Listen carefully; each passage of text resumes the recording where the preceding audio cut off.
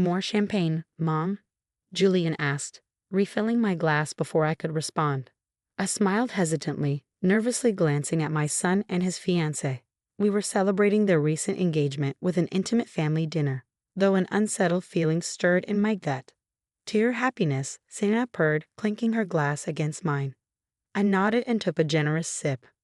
There's something we wanted to discuss with you tonight, Julian said, exchanging a sly glance with Sienna. We're planning a huge engagement party next month. Only the best for our perfect union. I chuckled anxiously. How wonderful for you both, but those parties can get quite pricey, can't they? Oh, we're not paying a thing, Sienna said with a wave of her hand. That's going to be your gift to us. I nearly choked on my champagne. I'm sorry.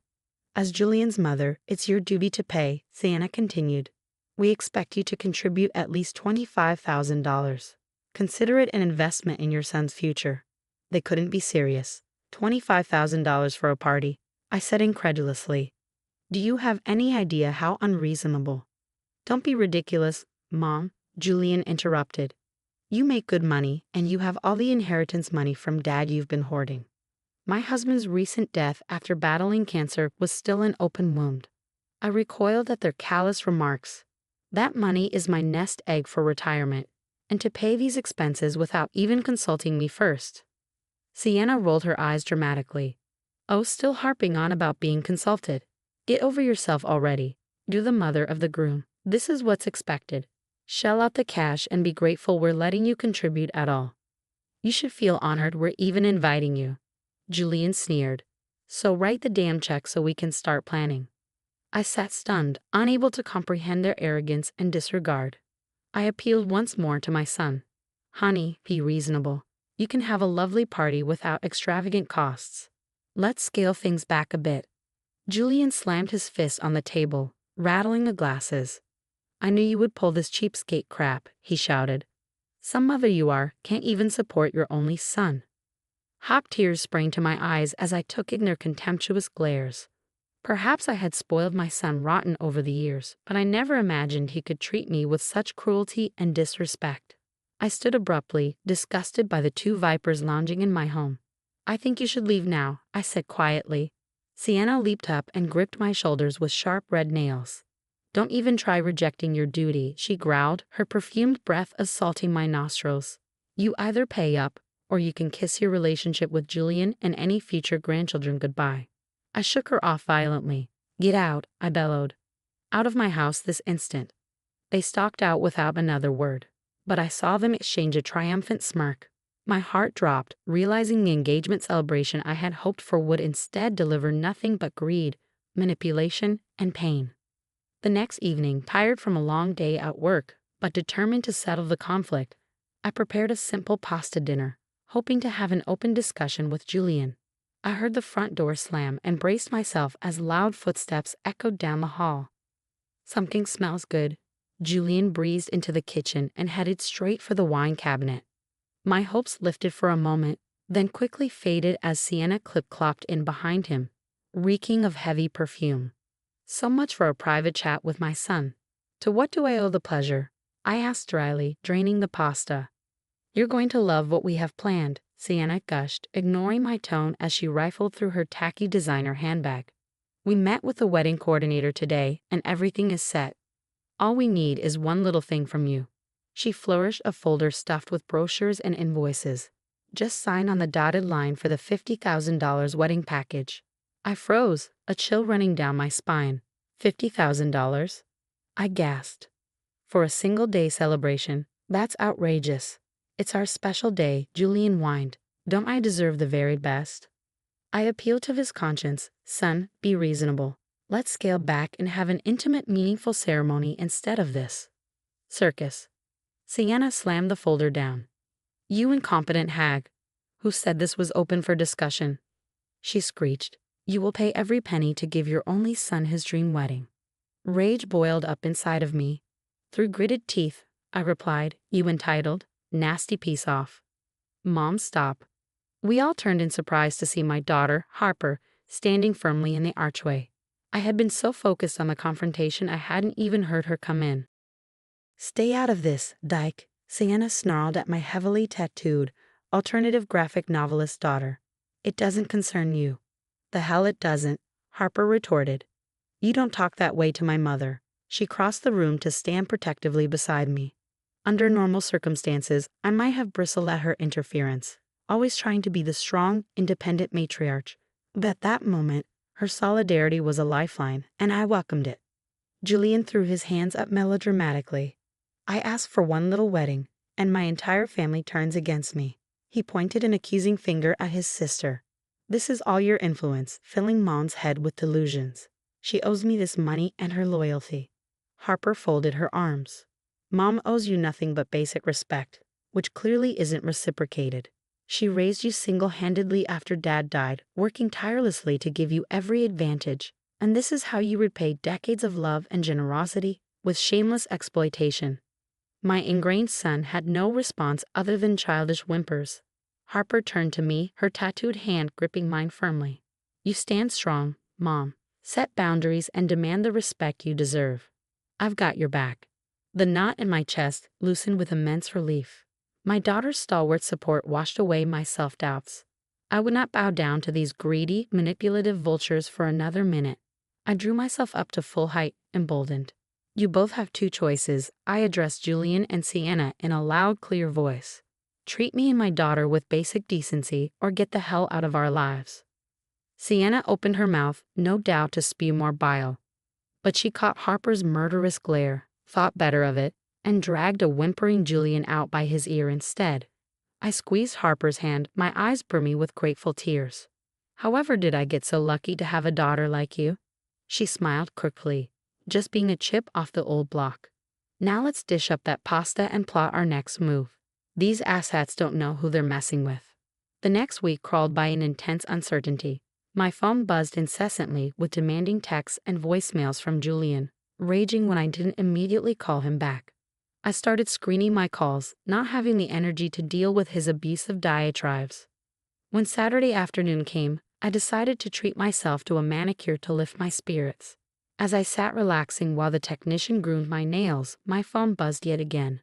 Normally, I would ignore it, but glancing down, I saw it was a call from Julian's number. Curiosity got the best of me. Hi, honey, I answered cautiously. It's your witch of a mother, came Sienna's grating voice instead. My blood instantly started boiling. I was just about to hang up when I heard Julian's sneering tones in the background. Is the old bag actually taking your call? She's been dodging mine all week. There was a rustling sound, followed by his voice coming clearly through the phone speaker. Mom, what the hell? I've been calling nonstop. Have you given any more thought to funding the wedding? The coordinator is breathing down my neck.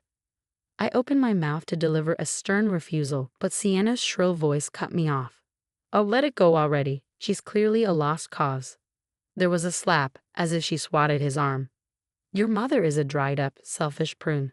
Once we're married, we'll change all the account passwords so she can never access our money. My eyes nearly popped out of my skull. Our money. There was more rustling. Then Sienna's grating voice continued. Why are we even still inviting her to the wedding? She'll just show up wearing some raggedy outfit from the clearance rack at TJ Maxx. Their raucous laughter boiled my blood, but worse was Julian's reply. Right? God, and you know she's going to be all whiny about contributing to our future, as if that puny life insurance payout could compare to what I make in a month. The hair on my neck bristled with outrage. The puny payout was nearly $500,000 that I had invested for retirement, not blow 'em on sports cars and designer clothes like my prodigal son. Sienna scoffed loudly. Oh please, we both know it was your daddy's money that set you up nicely at that firm. Your mother couldn't manage an allowance without a man's help. Hell yes to that, Julian cackled. And we put that inheritance money to way better use, like annual trips to Dubai, first class all the way. Their uproarious laughter made my blood boil. I stabbed the red phone icon with so much force I nearly cracked the screen. Those money-grubbing snakes. I had suspected their motive all along, but hearing their vile words firsthand rocked me to the core. My hands trembled with rage and indignation. I waved away the technician's concerned glances, threw a wad of cash on the counter, and raced for the door. I drove home in record time, burning up with the need to unload to Harper. Thankfully, she was already there waiting, her motorcycle parked haphazardly on the driveway. I burst through the front door, and she leaped up from the couch, startled by my frazzled state. The story came pouring out in an enraged torrent. Harper's green eyes blazed. "Those conniving ___," she yelled. "I knew it all along. It was never about family or celebration. They just see you as a cash dispensary." "I feel so betrayed and used," I said bitterly, choking back tears of frustration. "My only son. How could he?" Harper gripped my shoulders, her piercing gaze meeting mine. "Mom, listen to me. We need to gather evidence and expose these cockroaches for who they really are." Her fist hit her palm with a decisive whack. "Contact the wedding coordinator. Get documentation of everything they arranged without your consent. I'll dig into Sienna's background too. I guarantee her family is loaded despite those snake oil tears. We're going to shut this whole circus down." Hope and courage surged up in me again. My wonderful daughter was right. The time had come to take control and fight back. I pulled her in for a fierce hug, more grateful than ever for her integrity and strength. "Let's go nail their greedy asses to the wall." Over the next 2 weeks, Harper and I gathered reams of evidence exposing Julian and Sienna's deceit. Harper uncovered that Sienna came from an extremely affluent family who were fully capable of funding their daughter's lavish tastes. Get this, Harper had uncovered on LinkedIn. Her father owns a huge real estate investment firm. He could easily foot the bill for this circus wedding. Meanwhile, I obtained financial records from the wedding coordinator showing the exorbitant expenses Julian and Sienna were trying to rack up on my dime. $75,000 and counting. "We have everything we need to confront these swindlers," Harper declared, spreading paperwork across the dining table before us. "Let's invite them over to review wedding plans and then drop the hammer on them." Her green eyes glinted with determination. So I extended the bait, luring them over under the pretense of financing, reconciliation, and celebration details. The bait was taken instantly. Right on time, the doorbell screeched urgently. Before I could even answer, Julian and Sienna blew in, reeking as usual of arrogance and channel number 5. "Where's my check then?" Julian demanded right off the bat. Subtlety had never been his strong suit. Sienna elbowed him sharply, then plastered on a syrupy smile. "Yes, do tell us the good news," she trilled. "We have so many decisions to finalize for our big day." I gestured for them to take a seat. Under the table, Harper silently slid me the thick manila envelope containing the damning evidence. My heart pounded, but resolve hardened my nerves. I folded my hands tightly on the table. "Before we discuss any further arrangements, I have a few concerns to address." I removed the paperwork from the envelope and fanned it out in front of me. According to the wedding coordinator, current expenses total $75,000. Care to explain? Sienna scoffed loudly. "It's the wedding of the century. What do you expect?" "I expect honest communication around finances and shared responsibility," I replied evenly. "For example, why don't Sienna's clearly wealthy parents contribute their fair share?" After all, I pulled out a copy of her dad's business profile with a net worth in the tens of millions. They could easily afford this. Sienna blanched. Julian sputtered angrily. "Leave Sienna's family out of this. My wedding, my financial support," he turned to point a finger at me. "And you're my mother, so cut the check." Having expected denial, I calmly slid over the pile of invoices and contracts. "Actually, these documents prove otherwise. They have my forged signature authorizing non-refundable down payments totaling $155,000 so far. Care to explain that?" Sienna gasped dramatically. "Are you accusing us of fraud?" From beside me, Harper suddenly slammed down an authoritative fist. "Damn straight she is." My daughter's unexpected bellows stunned them into momentary silence. Harper seized the opportunity to append the rest of the manila envelope's contents across the table. Bank statements, screenshots, and phone records, irrefutable evidence of their lies and manipulation, scattered dramatically before us. "It's all here in black and white," Harper spat with unrestrained disgust. "You snakes have been exploiting my mother's love and trust this whole time, never giving a damn about family bonds, just what you can swindle out of her." "You here spying on us?" Julian spluttered in outrage. "Gathering evidence against your fraud," I corrected icily. "And now that everything is laid bare, you will cancel this sham wedding immediately." Sienna shot up out of her chair, nostrils flaring. "How dare you?" she shrieked. I will be marrying Julian with or without your money. She turned to my son with a pout. Back me up here. But Julian just sat there, pale and trembling, the magnitude of revelations rocking him into stunned silence for once. The confrontation had rendered him speechless. Sienna rolled her eyes in disgust. You spineless mama's boy. Forget it. She snatched her tacky designer handbag and stormed out, pausing in the doorway to deliver one final venomous glare. You'll regret this, she hissed at me. We won't forget. Then she flounced away in a cloud of Chanel. I stared evenly back at my shaken son. Nor will we, I said quietly. Now leave. He scrambled up hurriedly, but just before exiting, he mumbled a soft but clear threat. I'll make you pay for this. The day I had been dreading arrived. Julian and Sienna's lavish wedding.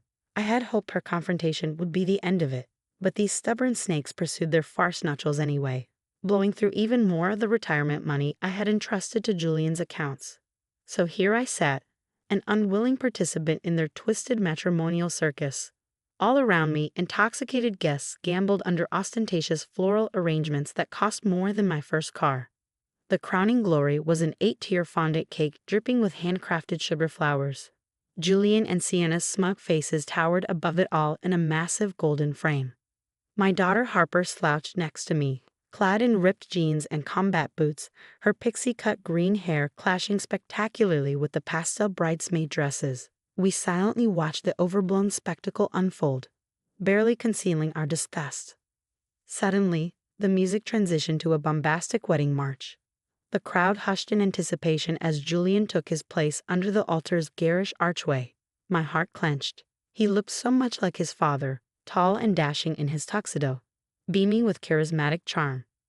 Not a trace remained of the petulant, greedy boy I had confronted just weeks prior. Radiant pride glowed from him as his bride floated down the aisle. Dressed in a frothy designer gown I had no doubt charged to my credit card. Old memories and grief welled up. I had walked that same path over 30 years ago, naive and drunk on dreams of lifelong partnership and family, dreams that soured all too quickly. My faith in love and devotion had died alongside my husband, and now the son we created together slapped me in the face with the same callous disregard. As the ceremony droned on, a righteous rage simmered within me. I could not, bless this loveless union with my presence for another moment. I stood abruptly, my chair scraping loudly across the polished floor. All eyes turned to me. Harper grasped my hand supportively. I cleared my throat, meeting Julian's alarmed gaze. I apologize, but I cannot stay silent about this travesty. My voice rang out loud and clear. Murmurs rippled through the stunned guests. Julian flushed crimson, shrinking under my bold stare. Before he could muster a response, Sienna shoved past him, teeth bared and eyes spitting fury. How dare you interrupt my perfect day? She advanced toward me, manicured claws outstretched menacingly. I stepped back, recoiling from her vicious energy. Harper immediately confronted the deranged bride. Back off, she commanded, her voice like steel. Meanwhile, behind closed doors, Harper relied on my sharp business instincts to manage her quickly ballooning finances.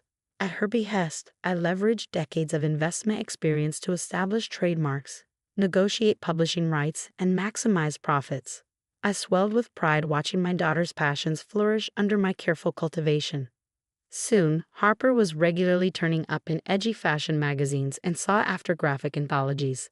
She purchased a sleek downtown loft as her business base of operations, proudly showcasing the extravagant views she had earned solely through her prodigious talents. To celebrate Harper's rapid rise, I decided to host an intimate gathering of key supporters and collaborators at her swanky new digs. The catered affair would mark her official arrival as an artistic visionary and independent woman of means. Harper greeted guests with an uncharacteristic nervous energy as I directed caterers to artfully arrange free-flowing champagne and delicate canapés. You have nothing to worry over, I reassured my daughter as I straightened her smart blazer. Just be your normal captivating self. These people already adore you. Soon the loft overflowed with Harper's avant-garde inner circle. Daring writers, leading publishers, edgy photographers, and even some A-list names from Harper's celebrity clientele. They all made appearances to toast their favorite tattoo visionary. Pride swelled my chest to hear such powerful figures celebrating my exceptionally talented daughter. This was the launch party Julian could only ever fantasize about. 2 short years ago, my family's name was tarnished by greedy failures. Now, through Harper's virtues, respect had not only been restored but elevated to an artistic elite status. Late into the evening, I stepped onto the balcony beside Harper, gazing over vibrant city lights. She squeezed my hand gently. "None of this would be possible without you, Mom. You believed in me when no one else did, invested in me, fought for me. I'll owe you forever." I wrapped one arm around her slim, leather-clad shoulders, champagne flute clutched elegantly in the other hand. "Nonsense, my brave darling. Your soaring success stems solely from your vision and daring talents." I swept one arm across the glimmering skyline before us. "All this you manifested wholly on your own. I merely facilitated the business deals so you could freely create." Harper grinned crookily. "Ah, yes. Well, I clearly inherited your ruthless business savvy along with Dad's creative spirit." She playfully clinked her glass to mine. "To the dynamic duo, may we always prevail over vipers and thieves." I laughed brightly, heart swelling with maternal joy. My daughter and I had come through the crucible of greed and betrayal to now bask in self-made success. As the lively celebration carried on behind us, I silently offered one final toast upward to her beloved father. We had created a fine legacy after all, one sculpted purely from integrity, courage, and toil instead of entitlement or manipulation. That legacy now towered as a gleaming testament to morality for all the Julians of the world to gaze upon with envy for decades to come. Over the next 2 years, Harper's star continued to ascend in a brilliant, trailblazing trajectory. Meanwhile, I heard through mutual contacts that Julian languished in obscurity and mounting debt. His lavish lifestyle sustained itself for a while on credit before the house of cards inevitably collapsed. The rare times Julian's name surfaced, it was tied to seedy gossip rags and drunken tabloid scandals. From Sienna's very public affair to Julian getting fired from a car dealership for defaulting on payments. Karma seemed intent on grinding my prodigal son into the dirt. I ignored the lurid headlines with a quiet sense of satisfaction, confident I would never lay eyes on him again. By now, I had retired from corporate leadership to focus on passion projects, indulging artistic hobbies, volunteering with disadvantaged youth, and planning leisurely global adventures. I decided it was also time to downsize into a lower-maintenance home. After a prolonged search, I found my perfect oasis, a private bungalow in a picturesque coastal senior community. Mature trees and vibrant gardens welcomed me each morning as I embarked on scenic nature walks with dear widowed friends. The idyllic setting and social kinship brought me a sense of peace I hadn't realized was missing. Meanwhile, Harper had also found her soul's counterpart, a brilliant software developer named Riley who adored her vibrant spirit. I instantly detected true partnership potential upon meeting Riley. My instincts proved correct. Just months after moving in together, Harper excitedly presented me with news of their engagement. I whooped joyfully when she flashed the unique geometric ring Riley had custom designed. "My darling girl," I exclaimed through happy tears, "I'm thrilled you found someone deserving of your tremendous heart." The private garden wedding ceremony Harper described echoed my own intimate vision 3 decades prior. No showy fanfare, just profound lifelong commitment celebrated by cherished community. I clasped Harper's hand, overcome with emotion at how perfectly she was manifesting her father's and my unrealized dreams. Later, during wedding planning over tea and biscuits, Harper hesitated before broaching the subject I knew she would. "Mom, about inviting Julian." I waved one hand briskly.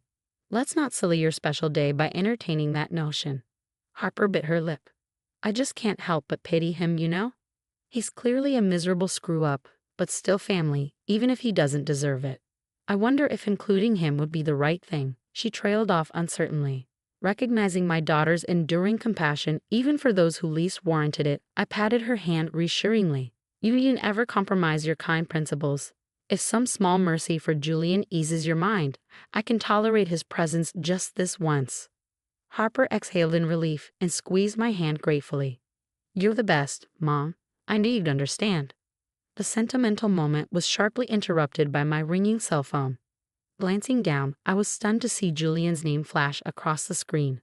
Months had passed since his last desperate drunken voicemail pleading for money. Face grim, I silenced the call. "Speak of the devil," I remarked dryly. Harper shook her head. "He never stops trying to worm his way back in.